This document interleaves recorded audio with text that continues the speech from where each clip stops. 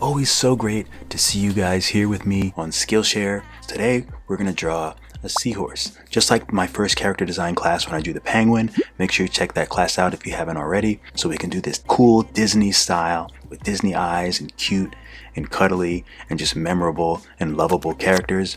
Recently on Instagram, I drew this cute little seahorse and I decided, why don't I draw another seahorse for Skillshare? Make a full tutorial of just how I think about designs, shapes, lines.